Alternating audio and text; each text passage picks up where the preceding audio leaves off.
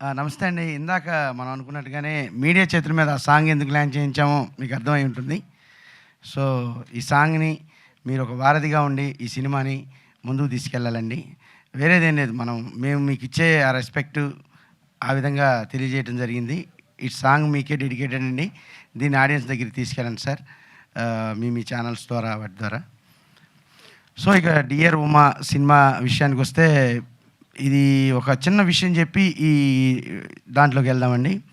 అంటే ఇది హాస్పిటల్స్ గురించి చెప్పాం గనక ఒక వ్యక్తి చనిపోయాడు. ఒక ఐసీయూలో నుంచి ఏదో వెంటిలేటర్ మీద చనిపోయాడు. వాడు పైకెళ్ళాడు. స్వర్గమా, నరకమా అనే 2 ఛానల్స్ ఉన్నాయి అక్కడ. దేనికెళ్ళాలి? ఓసారి చూపిద్దానండి అని నరకానికి తీసుకెళ్ళి చూపించారు. ఎక్కడుంటావు బాబు నువ్వు అని. వాడు నరకానికి వెళ్ళి చూస్తే అక్కడ పెద్ద డైనింగ్ టేబుల్ ఉందంట. అటు ఇటు మనుషులు ఉన్నారు. కానీ దాని డైనింగ్ టేబుల్ మీద మంచి ఫుడ్ ఉంది. అంతా అద్భుతంగా ఉంది. కానీ వాళ్ళు బాగా చిక్కిపోయి శవాల్లాగా ఉన్నారు. ఏంటి ఈళ్ళు ఇంత నీరసంగా, నిస్పృహగా ఉన్నారు, ఏంటి జీవచ్ఛవాల్లా ఉన్నారు అని పక్కనోడిని అడిగితే వాళ్ళకున్నదేంటంటే, మనకి ఈ వేళ్ళకున్న గోళ్ళు ఏవైతే ఉన్నాయో దానికి మన చేతులంతా కత్తుల్లాంటి వెపన్స్ ఉన్నాయన్నమాట. వాళ్ళు ఆ ఫుడ్డుని తినలేకపోతున్నారు. పంచపక్ష పరమాణాలు ఉన్నా కూడా.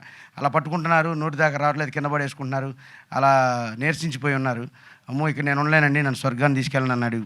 స్వర్గం దగ్గర తీసుకెళ్తే అక్కడ కూడా సేమ్ సెటప్పే ఉంది. అదే టేబులు, అదే మనుషులు, అదే మంచి భోజనం అన్నీ ఉన్నాయి. ఆ షెడ్యూల్తో పెద్ద భోజనాలు ఉన్నాయి. కానీ వాళ్ళు హెల్తీగా, హ్యాపీగా నవ్వుకుంటూ ప్రశాంతంగా ఉన్నారు.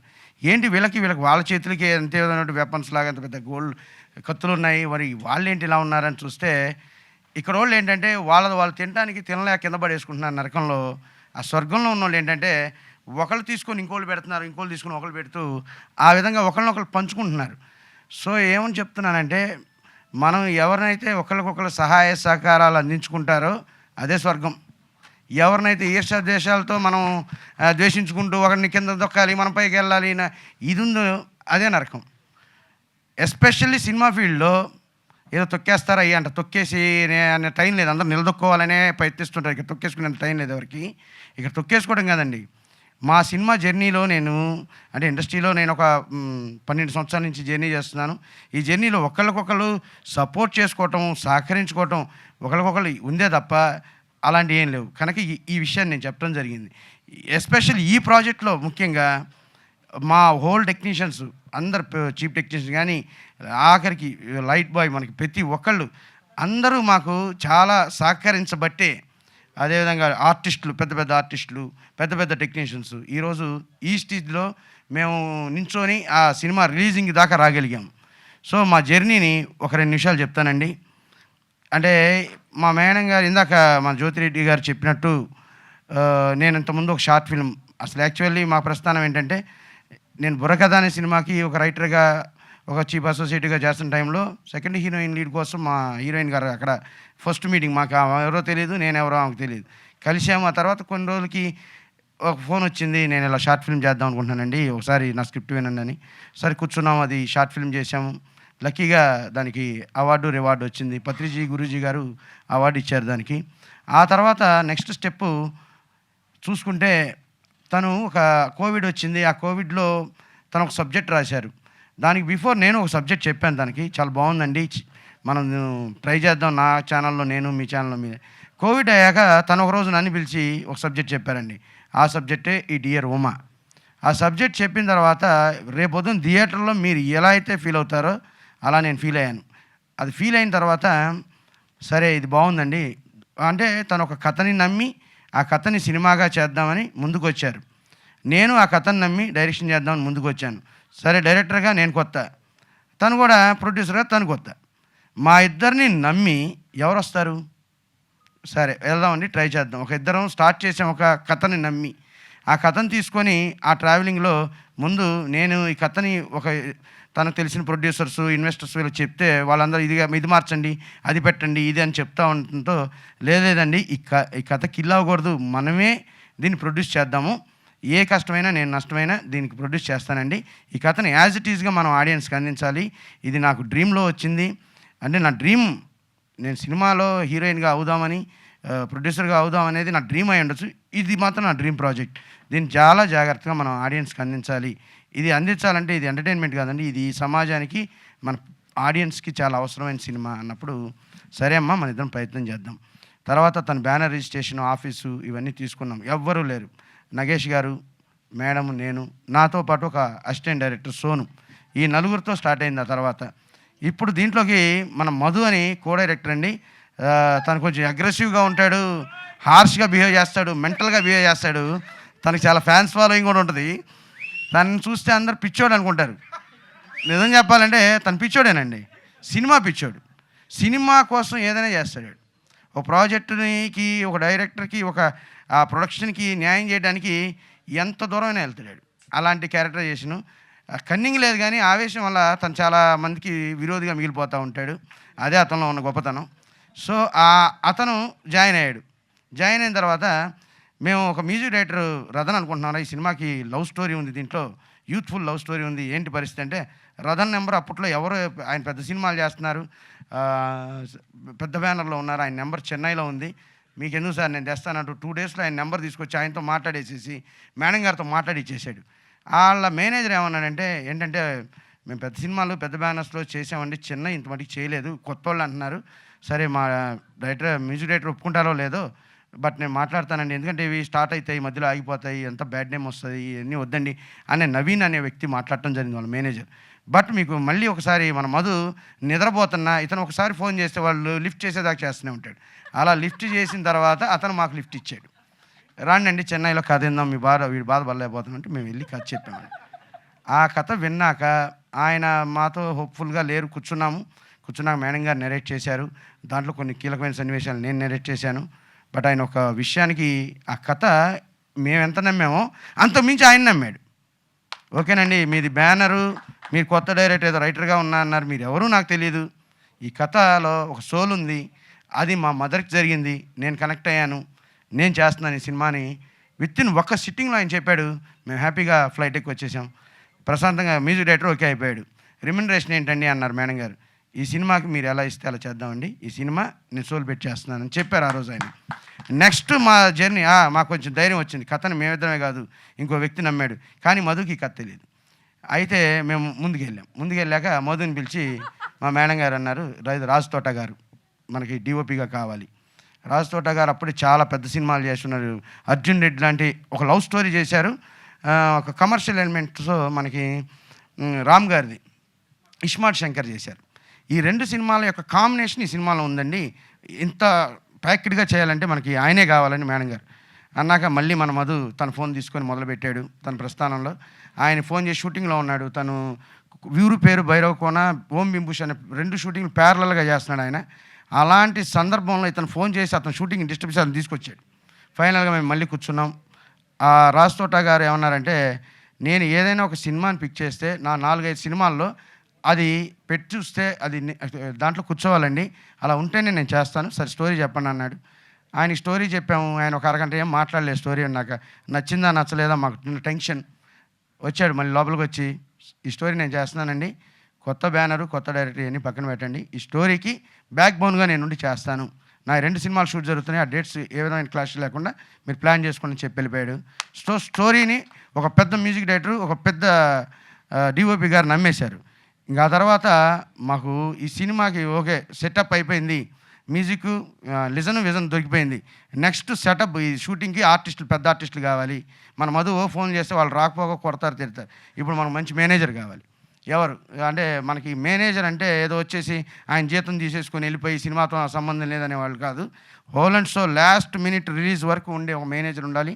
ఆయన పెద్దోడై ఉండాలి. మన సినిమాని నమ్మి అందరు ఆర్టిస్టులతో ఆయనకి రిలేషన్ ఉన్న వ్యక్తి కావాలంటే, నాకు ఎక్కడో కోన వెంకట గారి దగ్గర నేను రైటింగ్ డిపార్ట్మెంట్లో చేస్తున్నప్పుడు చక్రవర్తి గారు ఒక ముఖపరిచయం మధుకి చెప్పా. చక్రవర్తి అని నాకు తెలియపోవడం అంటే, మధు అనే వ్యక్తికి ఇండస్ట్రీలో తెలియని వాళ్ళు ఉండరు, మధు తెలియని వాడు ఉండడు. ఇతను ఆయనకి ఫోన్ చేసి తీసుకొచ్చాడు.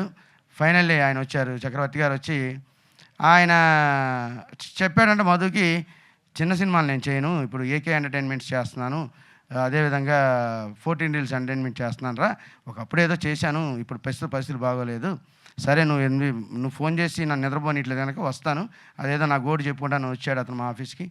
మేడం గారు మేము కూర్చొని, ఎవరికైనా ప్రొడ్యూసర్ కానీ డైరెక్టర్ కానీ ఒక మేనేజర్ని పిలిచి, ఇంత బడ్జెట్ అండి, మీ రెమ్యునరేషన్ ఎంత అని మాట్లాడతారు, మేము అది కాదు కథ చెప్పాము ఆయనకు కూడా. ఆయన కథ విన్నాక చాలా ఏడ్ చేశాడు. ఆ ఇన్సిడెంట్ దీంట్లో ఒక ఎపిసోడ్ ఉంటుంది, మన శివ గారి వాళ్ళ ఎపిసోడ్ లావణ్య అది. ఆ ఇన్సిడెంట్కి అతని మనసు కళ్ళు కరిగిపోయాయి. ఈ సినిమా నేను చేస్తానండి, పెద్ద సినిమాలు చేస్తూ కూడా అతను దిగాడు. ఆల్ ఆర్టిస్టులు మాట్లాడాడండి. ఆ తర్వాత అతను వచ్చి ఆమని గారు కానీ, ఈరోజు అంటే అందరూ చాలా బిజీ ఉన్నారు, ఎవరు రాలేకపోయారు. మన ట్రైలర్ లాంచ్కి వచ్చిన కమల్ గారు కానీ, ఆమని గారు కానీ, ప్రమోదిని గారు కానీ, సప్తగిరి కానీ, ఆల్ ఆర్టిస్టులని ఆయన మాట్లాడి, నేను వాళ్ళందరితో రైటింగ్ డిపార్ట్మెంట్లో పనిచేసి ఉన్నాను. బట్ నేను మాట్లాడితే అది ప్రొఫెషనల్గా ఉండదు. తన ద్వారా మాట్లాడించి ఇంటెన్స్ క్రియేట్ చేసి అందరినీ ఎంత బిజీ డేట్లో ఈరోజు చూస్తూనే ఉన్నాం. టెక్నీషియన్స్, మీడియా అందరూ వెబ్ సిరీస్ అని, సీరియల్స్ అని, మూవీస్ అని చాలా బిజీగా ఉన్నారు. ఎవరికి ఒక క్షణం టైం లేదు. ఆడియన్స్ కూడా బిజీగా ఉన్నారు. అయితే ఈ టైంలో వీళ్ళందరినీ సరైన టయానికి మా డేట్స్ క్లాష్ అవ్వకుండా తీసుకొచ్చారు. ఇది జరుగుతున్నప్పుడు ఇదంతా అయిపోతుంది, ఒక సెటప్. ఇప్పుడు హీరో కావాలి మాకు. అప్పుడు దసరా సినిమా రిలీజ్ అయ్యి, ఆ దసరా సినిమాలో మనకి దీక్షిత్ శెట్టి అనే క్యారెక్టర్ ఈ సినిమాకి సరిపోతారనుకొని మేము వెంటనే ఆయన్ని ఫోన్ చేసి అప్రోచ్ అయ్యి బెంగళూరు ఆయనకి స్క్రిప్ట్ పంపించమన్నారు. వాళ్ళ టీంతో స్క్రిప్ట్ చదివారు. ఆయన కూడా చాలా ఎగ్జైట్ అయ్యాడు. చాలా బాగుందండి, అతనికి ఒక టీం ఉంది అంతా వాళ్ళు వెరిఫై చేసి ఒకసారి నరేషన్ ఇమ్మంటే నేను మన నగేష్ గారు వెళ్ళి బెంగళూరు వెళ్ళి నరేట్ చేసాం ఆ సబ్జెక్ట్. అతను చాలా హ్యాపీ ఫీల్ అయ్యాడు, ఈ సబ్జెక్ట్ మనం చేస్తున్నాము. బట్ అతనికి అప్పుడు దసరా వల్ల కొన్ని డేట్స్ క్లాష్ అయ్యి, నాకు 7 months టైం ఇవ్వండి నేను రావాలంటే, నాకు నెట్ఫ్లిక్స్ అవి ఉన్నాయి కొన్ని విషయాలు, ఆ డేట్స్ అన్నీ చూసుకొని రావాలనేసరికి లేదండి ఇప్పటికే మేము స్క్రిప్ట్ అని అది అని అప్పటికే 6 months గడిచిపోయాయి. సో మనం షూటింగ్కి వెళ్ళాలన్న ఒక మూడ్లో అందరూ టెక్నీషియన్స్ ఓకే అయ్యారు, ఆర్టిస్టులు కూడా ఓకే అవుతున్నారు. ఈ టైంలో ఎలా అని ఆయన్ని మీరే కొంచెం మాకు టైం ఇవ్వాలని చాలా ట్రై చేసాం. ఆయన ట్రై చేశారు అటు నుంచి. బట్ ఆయన ఒక మాట అన్నారండి ఆ రోజు, ఈ స్క్రిప్ట్ చదివాను, ఇట్స్ గ్రేట్ స్క్రిప్ట్, చాలా డైలాగ్స్ కానీ స్క్రీన్ ప్లే కానీ చాలా బాగుంది, మా టీం కూడా దీన్ని ఓకే చేశారు. బట్ ఆయన అన్న మాట ఏంటంటే, నేను దీంట్లో చేసినా చేయకపోయినా ఈ స్క్రిప్టే మీకు టెక్నీషియన్స్ని తీసుకొస్తుంది, ఆర్టిస్టులను తీసుకొస్తుంది, ఫైనల్గా మీకు ఆడియన్స్ని కూడా తీసుకొస్తా అని చెప్పాడండి ఆయన ఆ రోజు. సరే ఏదోలే, ఆయన మమ్మల్ని ఈ స్క్రిప్ట్లో ఆయనకి అంటే ఆ షూటింగ్కి రాలేక మాకు డైట్స్ ఇవ్వలేక అలా మమ్మల్ని బాధపడకుండా ఉండటం కోసం చెప్పాడేమో అనుకున్నాము.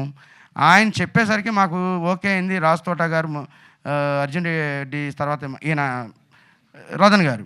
బట్ ఆయన ఆ మాట చెప్పి మేము ఆఫీస్కి వచ్చిన తర్వాత దీక్షిత్ శెట్టి గారిది కూడా ఇక్కడే జరుగుతున్నాయి షూటింగ్స్. ఆటోమేటిక్గా నిజంగానే స్క్రిప్ట్ డిమాండ్ చేసి అందరిని తీసుకొచ్చిందండి. సో అప్పటి నుంచి స్టార్ట్ అయిన మా షూటింగు. ఆ తర్వాత మా ఎడిటర్ గారిని తీసుకున్నాం. ఎడిటర్ గారిని ఒక మాట అడిగామన్నమాట. ఆయనకి సబ్జెక్ట్ చెప్పాం. మేము సబ్జెక్ట్ చెప్పినప్పుడు ఆన్ స్క్రీన్కి అది వెళ్తే 3 hours అవుతుందండి, ఒక 2 hours 2.5 hours 2:15 వరకు దీన్ని చేయడానికి ట్రై చేయండి. ఆయన స్టోరీ వినగానే ఎడిటింగ్ స్టార్ట్ చేశాడు అక్కడే. దీంట్లో చైల్డ్ ఎపిసోడ్స్ తీసేసి డైరెక్ట్ మీరు మూవీకి వెళ్ళిపోండి అని నేను ఆయన వినయంగానే స్టోరీ స్టార్ట్ చేసినప్పుడు మేమేమన్నామంటే, సార్ దీనికి ఎడిటింగ్ అనేది చాలా అవసరం సార్, మాకు ఏ షెడ్యూల్కి ఆ షెడ్యూల్ ఎడిటింగ్ కావాలి, మీ ఎడిట్ షూట్ మాకు ఒక అన్లిమిటెడ్ అవర్స్ ఇవ్వండి సార్ అన్న. ఎవరైనా అన్లిమిటెడే ఇస్తారండి, 200 గంటలు 300 గంటలు ఉంటుంది, పర్లేదు వచ్చేయండి అండి అన్నాడు. ఆ రోజు అతనితో మొదలైన ప్రస్తావన మాకు ఏం జరిగిందంటే, సినిమాకి సంబంధించిన ప్రతి ఎడిటింగ్ ఆయనే చేశాడు. ట్రేజర్ ఆయనదే ఎడిటింగు, ఈ సాంగ్ ఆల్ సాంగ్స్ ఆయనే, లిరికల్ సాంగ్స్ ఆయనే ఎడిటింగు. ఆల్మోస్ట్ ఆల్ ఈరోజు నిన్న నైట్ 3 వరకు కూడా వర్క్ చేస్తున్నాడు ఆయన, క్యూబులకి వాటికి పంపించడానికి. ఈరోజు మేము ఎడిట్ షూట్లో మా అవర్స్ ఎంత ఊరికనే లెక్కేస్తే 1500 గంటలు అయినాయండి. సో 15,000 hours ఆయన పనిచేశాడు. 15,000 అంత ఎఫర్ట్స్ పెట్టి చేసిన ఒక ఎడిటర్ నేను చూడలేదు. అంటే మనకి హాలీవుడ్లో అంటుంటారు సెకండ్ డైరెక్టర్ అనేవాళ్ళు ఎడిటర్ అని, అది ఎందుకన్నారా అనేది ఆయన చూశాక నాకు అర్థమైంది. ఎనీ టైం 24 hours ఫోన్ చేస్తే లిఫ్ట్ చేస్తాడు, చేసి ఇదిగారు సార్ ఈ పని చేస్తాను, ఏ పని పెండింగ్ పెట్టకుండా ప్రతిదీ చేస్తారు. సో ఆ తర్వాత ఆయన పోస్ట్ ప్రొడక్షన్లో అక్కడి నుంచి మనకి డిఐలు కానీ అన్నీ ఏది ఆకుండా షూటింగ్లో కూడా మాకు ఇందాక పృథ్వీ గారు చెప్పినట్టు భయంకరమైన రెయిన్ అనమాట. అప్పుడు కరెక్ట్గా మా షూటింగ్ అప్పుడు మేడం గారు కారు తీసి బయలుదేరిన రెయిన్ ఆగిపోయేది. అమ్మ మనం షూటింగ్ చేయగలుగుతాం, మేము అసలు ఆపేద్దాం అనుకున్నాం షూటింగ్, భయంకరమైన వర్షం పడుతుంది ఆగస్టు నెలలో, అది ఆపేద్దాం అనుకుంటే అప్పుడే ఆర్టిస్టులకి బిజీ లేకుండా డేట్స్ ఖాళీగా ఉన్నాయి, అందరూ ఆపేశారు షూటింగ్లు. మేము మేడం గారు కూర్చొని, మేడం ఇది మనకి గోల్డెన్ టైం, హీరో గారు కూడా బెంగళూరు నుంచి రావడానికి రెడీగా ఉన్నారు, వర్షాల వల్ల ఏం షూటింగ్ జరగట్లా, వాళ్ళు కూడా మనకి అవైలబుల్ ఉన్నారు, చేసేద్దాం. చేస్తే మాకు 6-7 కార్లు బయలుదేరితే వర్షం ఉండేది కాదండి. హాస్పిటల్కి వెళ్ళిపోయాను, షూటింగ్ చేసుకుని బయటకు వస్తే వర్షం ఉండేది కాదు. అలా మంచి పనికి పంచిపోతాలు సహకరిస్తాయనడానికి ఇది ఒక నిదర్శనం. ఇంకా షూటింగ్లో చిన్న చిన్న ఇన్సిడెంట్స్ ఏదైనా మేము చేయాలి అని అనుకున్నప్పుడు ఆటోమేటిక్గా అవే పడిపోతూ ఉండేది. అలా ఒక కథని నమ్మితే ఆ కథని ఇంతమంది టెక్నీషియన్లు నమ్మి ఇంతమంది ఆర్టిస్టులు నమ్మి చేసుంటే ఆ కథలో ఏదో విషయం ఉంటుంది. అంటే ఇక్కడ మెయిన్ ప్యాషనేటెడ్గా ఉంటారు, ఒక డబ్బుల కోసమే పనిచేసే వాళ్ళు ఉండరు. సో అలాంటి తరుణంలో ఈ కథ ఇంత దూరం తీసుకొచ్చింది మమ్మల్ని. ఇక ఇదంతా అయిపోయాక డబ్బింగ్ దశకు వచ్చాక ఆర్టిస్టులంతా డబ్బింగ్ చెప్తా వాళ్ళు అక్కడ చూసి డీ అయిపోయిందా అని అడిగారు. లేదండి ఇది రఫ్ వర్షన్ అంటే ఈ సినిమా హిట్ అని అక్కడ ఆశీర్వదించారు. డబ్బింగ్ చెప్పిన మన రాజు కనకాల గారు కానివ్వండి, ఆమని గారు కానివ్వండి, అందరూ మాకు ఇక్కడ డబ్బింగ్ చెప్పి ప్రొడ్యూసర్ ఫోన్ చేసి మీ సినిమా హిట్ అమ్మా అని పాజిటివ్గా చెప్పేవాళ్ళు. ఆ తర్వాత అక్కడి నుంచి అన్నీ పోస్ట్ చేసుకొని మన ఫస్ట్ కాపీ కంప్లీట్ చేసి సెన్సార్కి వెళ్ళాం. మాకు సెన్సార్ మీద ఒక భయం ఉండేదండి. ఒక 12 అవర్స్ అంటే మేము ఇంకా రేపు సెన్సార్ అన్నప్పుడు చాలా ఒక ఎగ్జామ్కి టెన్షన్ పడ్డాం. నిద్రపోలేదు ఆ రోజు. ఎందుకంటే మాకు దీంట్లో ఒక 10 మినిట్స్ ఒక పబ్లిక్ అవేర్నెస్ కోసం పెట్టిన డైలాగ్స్ డెఫినెట్గా వాళ్ళు ఒక 5 మినిట్స్ అని కట్ చేస్తారని మేము టెన్షన్ పడతా వెళ్ళాము. ఇదే ప్రసాద్ ల్యాబ్లో సెన్సార్ వాళ్ళు కూర్చుని చూశారు సినిమా. చూసి మమ్మల్ని పిలిచి ఏంటి ఇంత డాక్టర్లు కార్పొరేట్ హాస్పిటల్ ఎంత గట్టిగా ఎందుకు వెళ్ళారు అని అడిగారు. ఒక క్వశ్చన్ వాళ్ళు అడిగింది, అంటే మనం కోవిడ్లో సంఘటనలు చూసామండి, సో అందుకే ఎంత దూరం వెళ్ళామంటే మీకు యూబై ఇస్తున్నామండి, నో కట్స్ వెళ్ళిపోండి అన్నారు. సో అక్కడ చాలా భయంకరమైన పాజిటివ్. ఇక్కడ దాకా మేము పాజిటివ్గా చేసుకొని హ్యాపీగా ఫస్ట్ కాపీ కంప్లీట్ చేసి, ఎందుకంటే సెన్సార్ మేము ముందే వెళ్దాం, ఇది రీసెన్సార్ అయిద్దని భయంతో జనవరిలో చేయించేసాం. ఆ తర్వాత మా వేట మొదలుపెట్టాం, ఇక దీన్ని రిలీజ్ చేయాలి. ఇక్కడ దాకా అందరి ఈ కథను నమ్మారు, మమ్మల్ని నమ్మారా లేదని పక్కన పెడితే ఆ కథ ఎంత దూరం తీసుకొచ్చింది సెన్సార్ వాళ్ళు కూడా నమ్మారు. ఇక్కడ స్టార్ట్ అయింది ఏంటంటే ఒక సినిమా అనగానే మార్కెట్లోకి వెళ్ళాలనగానే ఒక డిస్ట్రిబ్యూషన్ కావాలి. చిన్న సినిమా మీద మన ఇండస్ట్రీలో చిన్న చూపు ఉంది. ఫస్ట్ డిస్ట్రిబ్యూషన్కి వెళ్ళగానే ఏ సినిమా అయినా ఈరోజు థియేటర్లో ఆడట్లేదు బాబు, ఓటీటీకి వెళ్ళిపోతున్నారు, లేకపోతే ఐబొమ్మలో చూస్తున్నారు, మీ ఈ సినిమాని రిలీజ్ చేసి ఈ మెసేజ్ మళ్ళీ ఎవడా చూసేది అని చాలా మమ్మల్ని, అంటే అక్కడ దాకా మేము ఒక పాజిటివ్గా చూసాం, గెలిపే చూసాం. ఒక్కసారిగా వాళ్ళ మాటలు ఎన్ని కంపెనీలకి వెళ్ళాం, తిరిగాం, అక్కడ ఉండే మనుషులు మాట్లాడే మాటలు చాలా కొంచెం అధైర్యపడ్డాం. కానీ నేను చాలా అధైర్యపడ్డాను. ఇన్ని సంవత్సరాలు మనం పనిచేసాము, మనకు తెలిసిన సర్కిల్ అందరినీ అడిగాము, అందరూ కూడా స్టార్ కాస్ట్ లేదు, లేకపోతే ఇది లేదు అది లేదు, వాళ్ళు చెప్పాల్సిన కారణాలు చెప్పారు. కాకపోతే ఇక్కడ ఒక చిన్న విన్నపం ఏంటంటే అండి, ఒక చిన్న సినిమా అనేది కంటెంట్ చెప్పగలదు. పెద్ద సినిమాలు స్టార్స్తో వెళ్ళే సినిమాలకి కంటెంట్ చెప్పాలంటే తప్పకుండా దాంట్లో కమర్షియల్ ఎలిమెంట్స్ చాలా చెప్పలేము. అది చిన్న సినిమానే చెప్పగలదు. ఇప్పుడు బలగం గురించి మాట్లాడారు, అర్జున్ రెడ్డి గురించి మనం మాట్లాడాం, ఇంకా మంచి సినిమాలు మొన్న వచ్చిన కోర్టు కంటెంట్ చెప్పాలంటే చిన్న సినిమా వల్లనే అవుద్ది. దాంట్లో అనవసరమైన చొప్పించుకుని ఉండడానికి దాంట్లో హీరో ఇమేజ్లు లేకపోతే ఫ్యాన్స్ యొక్క ప్రెస్టేజ్లు ఇవన్నీ ఉండవు. అందుకని చిన్న సినిమాని బతికించుకోవాలి. చిన్న సినిమా బతికితే చిన్న కళాకారులకి అలా మాలాంటి వాళ్ళకి బ్రతుకు తెరువు అవుతుంది. దానికి మన ఇండస్ట్రీలో రిలీజింగ్ దగ్గరికి వచ్చేసరికి మేము నిజంగా ధైర్యం అనే మాటను మర్చిపోయామండి. ఇంకా లేదు ఈ సినిమా రిలీజ్ అవ్వదు. వాళ్ళు చెప్పే మాట కూడా 2-3 వేల సినిమాలు పెండింగ్లో ఉన్నాయండి, పెద్ద మీరు ఇంత డబ్బులు పెట్టి తీశారు, ఇంత డబ్బు ఎందుకు పెట్టారు, ఆల్మోస్ట్ ఈ సినిమా మీరు హ్యాపీగా పోస్టల్ ఖర్చులు కూడా రావు, బాక్స్ ఇంట్లో పెట్టుకోండి అన్నట్టుగా భయపెట్టేశారు. నేను ధైర్యం కోల్పోయానండి. ఒక 3 నెలలు జనవరి, ఫిబ్రవరి, మార్చి నేను నిజంగా డిప్రెషన్లో ఉన్నాను. మా మేడం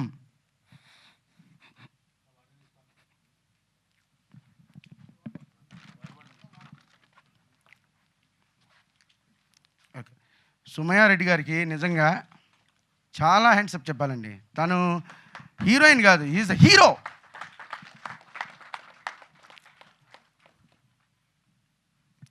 అవకాశం ఇచ్చింది, అందరినీ పిలిచింది, అందరికీ ఎవరి లోటు లేకుండా షూటింగ్లో డబ్బు రేపు ఇవ్వండి అన్నా కూడా తను లేదండి వాళ్ళకి ఏం అవసరం ఉంటుందో అని ముందే ఇచ్చిన ఆమె తను డబ్బు పెట్టి ఈ మాటలన్నీ విన్నాక కానీ తను వెనకడిగేయలేదు, ధైర్యం కోల్పోలే. నేను డిప్రెషన్కి వెళ్ళినా కూడా నాకు ధైర్యం చెప్పి, సార్ నేను సినిమా చూశాను, జనవరి 1 రోజు ఫోన్ చేశారు, నేను మళ్ళీ 2 సార్లు సినిమా చూశాను సార్, ఒక్క షాటు సెన్సార్ వాళ్ళు కట్ చేయడం కాదు, మనం కూడా కట్ చేయకూడదు, చాలా బాగుంది, 2.5 గంటల సినిమా థియేటర్లో ప్రతి ఆడియన్స్ని కదిలిస్తుంది, కరిగిస్తుంది, మీరు అసలు బాధపడద్దు, ఎవరు వచ్చినా రాకపోయినా ఈ సినిమా మనం రిలీజ్ చేస్తున్నాం, మీరు టెన్షన్ పడద్దని ధైర్యాన్ని ఇచ్చారండి. తన ధైర్యం అంటే మనం ఏదో అంటే ధైర్యం అంటేనే అమ్మాయి, ఆ లేడీస్ అంటే అమ్మని చూసాము, మన ఇంట్లో చెల్లిని చూసాము, అందరినీ భార్యను చూసాము, చెల్లిని చూసాము, అందరూ కూడా ధైర్యమే, వాళ్ళకు ఉండేది ధైర్యమే. మనకు ఉండే ధైర్యం కనపడతాం మనం, వాళ్ళు కనపడరు అంతే. అంటే మగవాడి జీవితంలో ఆడది లేనిది ఎక్కడ, అసలు ఆడది లేకపోతే మగవాడి జీవితం ఎక్కడ అన్నంత ఫీల్ నాకు ఆమెకి ఆ డిస్ట్రిబ్యూషన్కి వెళ్ళినప్పుడు నేను పడ్డ భయానికి తను ఉన్న ధైర్యానికి మధ్య నాకు అప్పుడు అనిపించింది. తను నేను మదర్గా ఫీల్ అవుతానండి, తను కూడా నన్ను ఒక సన్గా ఫీల్ అవుతారు. నేను పెద్ద వయసు ఉన్న ఆయన కూడా, దట్స్ మ్యాటర్. అయితే ఆ టైంలో తను తీసుకున్న డెసిషన్, వెళ్దాం ఇంకా మనం ఎవరైనా కలుద్దాం, అలా కలిసి చివరికి నేను ఇంకా చెప్పబోయే విషయం ఏంటంటే, చిన్న సినిమాని బతికించాలంటే మన ఏదైతే ఫిల్మ్ ఛాంబర్స్ ఉన్నాయో అవి ఒక 100 థియేటర్స్ ఒక చిన్న సినిమాకి ఇవ్వండి. అక్కడ తక్కువ రేటు పెట్టండి టికెట్లు. ఎందుకంటే పెద్ద సినిమా రేంజ్లో మనం ఇక్కడ డబ్బు ఖర్చు పెట్టాం. టికెట్లు తక్కువ పెట్టి 100 థియేటర్లు కనుక ఇవ్వగలిగితే, దాంట్లో చిన్న సినిమా ఒక వారం పూట ఆడితే అక్కడ బాగుంటే పెద్ద థియేటర్స్ తీసుకుంటారు, అందరికీ ఉపయోగపడుతుంది. కానీ ఆ థియేటర్కి రిలీజింగ్ లేక చాలామంది ఇది ఇబ్బంది పడుతున్నారు. అక్కడ రిలీజింగ్ లేకపోతే ఓటీటీ వాళ్ళు కానీ ఎవరు సినిమాని తీసుకోవట్లేదు. దాన్ని నమ్ముకున్న కళాకారులు వీళ్ళందరూ ఇబ్బంది పడుతున్నారు. సో మనకి అదేవిధంగా పెద్ద సినిమా 1000 కోట్లలో తీసే సినిమాకి ఒకే బేటాలు తీసుకుంటున్నారు, చిన్న సినిమాకి ఒకే బేటాలు వేస్తున్నారు. కొంచెం దీనికి సబ్సిడీలు కలిగించి చిన్న సినిమాని బతికిస్తే నేను అన్నట్టుగా మాలాంటి కళాకారులు ఎంతోమంది వస్తారు. ఈరోజు 1000 కోట్లతో సినిమా తీస్తున్న రాజమౌళి గారు కూడా స్టూడెంట్ నెంబర్ 1 అనే ఒక చిన్న సినిమాతోనే అడుగువేశారండి. చిన్న సినిమాని దయచేసి అవకాశం ఇచ్చి బతికించండి. ఎందుకంటే అది నిజంగా ఇప్పుడు చిన్న సినిమా వెంటిలేటర్ మీద ఉందండి. నేను ఇది హాస్పిటల్ బ్యాక్డ్రాప్లో చెప్పే కనుక ఆ ప్రొడ్యూసర్ ఒక సినిమా తీసి వెనక్కి వెళ్ళిపోవడం కానీ ముందుకు వచ్చిన వాళ్ళు లేరు. దానికి ఏదో పెద్ద బ్యానర్ ఉంటే కానీ ముందుకు తీసుకొచ్చే పరిస్థితి కనపడట్లేదు. దయచేసి చిన్న సినిమాకు అవకాశం ఇవ్వండి. ఎందరో కొత్త టెక్నీషియన్కి అవకాశం వచ్చేలాగా చేయండి. ఇది నా రిక్వెస్ట్. ఇక మాది ఇక్కడితో అయిపోయాక ఇలాంటి సమయంలో మేము తిరుగుతా ఒక డిస్ట్రిబ్యూటర్ని కలిసామండి. ఆయన మా ట్రైలర్ చూసి అన్నారు, దీపా ఆర్ట్స్ డిస్ట్రిబ్యూటర్ శ్రీనివాస్ గౌడ్ గారండి, ఇప్పుడు వరకు మాకు సినిమా రిలీజ్ అవ్వదు అని చెప్పిన మాటే విన్నాము. ఆ టెన్షన్గా వెళ్ళాము. ఆయన చూసి, ఎవరు ఏం చేసినా చేయకపోయినా మీరు ఏ డేట్ అనుకుంటున్నారో, మేము కరెక్ట్గా ఏప్రిల్ 1వ తారీఖు కలిసాము ఆయన్ని. మేడం గారు నేను ఈ డేట్ అనుకుంటున్నానండి, మీ డేట్కి నేను థియేటర్స్ పెడతాను, ఈ సినిమా మనం రిలీజ్ చేస్తున్నాము, మీరు ఏమి ఇవ్వాలనుకుంటున్నారు అది ఇవ్వండి, నేనేం చేయాలనుకుంటున్నాను చేస్తున్నాను భరోసా ఇచ్చారు. ఒక చిన్న సినిమా రిలీజ్ అవుతుందా లేదా, డిస్ట్రిబ్యూటర్ వస్తాడా రాడా అన్న టైంలో శ్రీనివాస్ గౌడ్ గారు అన్న ఒక వ్యక్తి, తన ముక్కుసూటి మనిషి, విమర్శనాత్మక మాట్లాడతారు, టీచింగ్ ప్రొఫెషన్లో ఉన్నారు, బట్ ఇన్నర్గా ఆయన హెల్ప్ చేస్తారు. అదే హెల్ప్తో ఈరోజు మాకు థియేటర్స్ పెట్టారు. ఈ అంతటి ప్రస్థానంలో ఈ సినిమాని ఈరోజు మనకి పబ్లిసిటీ వైజు ఇది చిన్న సినిమాగా లేదండి, చాలా పెద్ద సినిమాలా ఉంది అని చెప్పడానికి ఒక చిన్న సినిమాకి ఓ పెద్ద పిఆర్ఓ మా సతీష్ గారు తన మనసు పెట్టి, అంటే డబ్బు ఇవన్నీ అంటే మన టెక్నీషియన్స్ ఆర్టిస్టులు కూడా అలానే ఈ సినిమాకి కథని నమ్మి వాళ్ళ యొక్క డబ్బు విషయం ఆయన పక్కన పెట్టి చేశారు. సో ఆయన కూడా ఈ సినిమాని నమ్మి ఇంత పబ్లిసిటీ చేసి ఈరోజు అన్ని చోట్ల ప్రెస్ మీట్లు జరుగుతున్నాయి, అందరినీ మళ్ళీ ఈ టైంకి తీసుకొచ్చి ఈ సినిమాకి నేను చేయాలి సార్ అని తను మధ్యాహ్నం కూడా ఫోన్ చేసి, నిలబడితే 100 మంది నిలబడతారు సార్, మీలాంటి వాళ్ళకి ఒక దారి ఉంటుంది, ఒక లేడీ నిలబడితే ఆమె కష్టపడి ఇంత దూరం తీసుకొచ్చింది, ఆమె ద్వారా కొన్ని 100 మంది ఈ ఇండస్ట్రీకి తెలుగు అమ్మాయి రావట్లేదు, తెలుగు అమ్మాయి నిలబట్టలేదు అనే దానికి ఒక గొప్ప నాంది అవుతుంది సార్ అని ఆయన ఇంత పబ్లిసిటీ చేశాడండి, ఇంత మీడియాని తీసుకొచ్చాడు. So very happy, thankful Satish గారు. ఇలా ప్రతి పేరున ఈ ఒక మైల్ రాయిలాగా ఈ సినిమా ఒక ప్రస్థానం అండి. మీరు రేపొద్దున ఈ సినిమాని నేను చూడమని ఎందుకంటున్నానంటే, ఇంత నమ్మి ఇదొక్కటి చెప్పాలి. ఒక కన్నడలో చాలా పెద్ద పేరు, దియా సినిమాతో పేరు తెచ్చుకున్న ఒక హీరో తెలుగులో లాంచ్ అవ్వాలనుకుంటే ఏదో ఒక పెద్ద బ్యానర్ ద్వారా లాంచ్ అవుదాం అనుకుంటాడు. అతని సినిమా కన్నడలో దియా సినిమా తెలుగులో హిట్, పంజాబీలో హిట్, కన్నడలో హిట్, మలయాళంలో హిట్, అన్నిట్లో ఆయనే హీరో. అలాంటి హీరో ఆయన ఫీల్ ఉంటుంది ఆయనకి. కథ చెప్పగానే అతను డైరెక్షన్ రైటర్ కూడా అతను ఆ కథ విని నేను ఒక పెద్ద బ్యానర్తో లాంచ్ అవుతాను అనుకున్నోడిని కూడా పక్కన పెట్టాడు. నేను నా కథలన్నీ పక్కన పెట్టి దీంట్లోకి ఎలా ఎంటర్ అయ్యానో తను ఎంటర్ అయ్యాడండి. హ్యాట్సాప్ బుద్ధి గారు. తను మమ్మల్ని నమ్మి దిగాడు. అంటే కథనే ఇక్కడ అందరు నమ్మింది. సుమయారెడ్డి గారు తన డ్రీమ్లో వచ్చిన కథకి ఇంతమంది డ్రీమ్స్ నెరవేరటానికి అది ఒక పునాది అయింది. సో మేమందరం నమ్మాము కనుక ఈ కథ ఇంత దూరం వచ్చింది. నేను ఒక విషయం చెప్తున్నాను ఈరోజు ఆడియన్స్కి, మా వెనక ఎవరు లేరండి విజయం సాధించడానికి. కానీ మా ముందున్నది మీడియా, ఆ తర్వాత ఉన్నది ప్రేక్షక దేవుళ్ళే. మీరు నమ్మి, ఇంతమంది నమ్మాం కదా, మీరు నమ్మి ఒకసారి థియేటర్కి రండి, ఈ సినిమా చూడండి. ఆ నమ్మకాన్ని కలిగించాలి. ఒకరిని నమ్మాలంటే ధైర్యం చేస్తే సరిపోతుందండి. ఆ నమ్మకాన్ని నిలబెట్టుకోవాలంటే యుద్ధం చేయాలి. ఈ సినిమాలో మేమందరం యుద్ధం చేశాం. అదేదో మా కోసం, మా అవసరాల కోసం ఈ సినిమా చేయలే. సమాజక అవసరం ఉంది కనుక ఈ సినిమా తీసాం. సమాజానికి, ప్రతి ఇంటికి, ప్రతి మనిషికి ఈ సినిమా అవసరం అండి. ఈ సాంగ్ చూశాక మీకు అది తెలుస్తుంది. మీరు సినిమా చూడండి. అంటే ఏదో థియేటర్కి వెళ్ళిపోయి మా డబ్బులు ఇచ్చేయండి అని అంటలా. ఈ సినిమా మీరు థియేటర్లో చూస్తేనే చూడండి, లేకపోతే ఓటీటీలో వచ్చినా చూడండి, లేదా ఐబొమ్మలో మీరు డౌన్లోడ్ చేసుకొని చూడండి. కానీ ఈ సినిమా చూడండి. ఈ సినిమా చూసి మేము ఈ వ్యవస్థ మీద ఒక పోరాటం చేసామండి. మనకు హాస్పిటల్లోకి వెళ్తే ఎంత ప్రాబ్లం జరుగుతుందో, జబ్బు వస్తే ఎంత ఇబ్బంది పడుతున్నాం మనం. దాన్ని భయపడట్లే. ఈరోజు జబ్బు వచ్చినందుకు దానికి ఎంత డబ్బు అయిద్దో వైద్యానికి భయపడుతున్నాం. ఆ వైద్యం మీద మా ప్లాట్ఫామ్ అయినటువంటి సినిమా నుంచి మేము పోరాడాం సుమయారెడ్డి గారి ద్వారా. మీరు మీ ప్లాట్ఫామ్స్ నుంచి సినిమా ఎక్కడైనా చూడండి. అదే ఫేస్బుక్, ట్విట్టర్, లేకపోతే వాట్సాప్, దేని నుంచి అయినా మీరు పోరాటం చేయండి. మీ దగ్గరికి ఒక మెడికల్ ప్రాబ్లం వచ్చినప్పుడు అది పెద్ద ప్రాబ్లం కాకుండా ఒక పాజిటివ్ వైద్యం మీకు అందాలంటే డెఫినెట్గా మనందరం పోరాడాలి. దీంట్లో ఒక డైలాగ్ ఉందండి. ఆ డైలాగ్ చెప్పి నేను ముగిస్తాను. ఆ డైలాగ్లో మా హీరో గారు చెప్తారు, డియర్ డాక్టర్స్, మీరు ప్రిస్క్రిప్షన్ రాస్తారు కదా కోడి గెలికినట్టు, ఏదో మెడిసిన్స్లో కమిషన్లు వస్తాయని, అదేవిధంగా టెస్టులు చేస్తే పర్సంటేజ్లు వస్తాయని ఒక కోడి గెలికినట్టు ప్రిస్క్రిప్షన్ రాస్తారు కదా, అది ప్రిస్క్రిప్షన్ కాదు డాక్టర్స్, పేషెంట్ తాలూకా నుదిటి రాత. దయచేసి ఆలోచించండి డాక్టర్స్ అని తను అడుగుతాడు.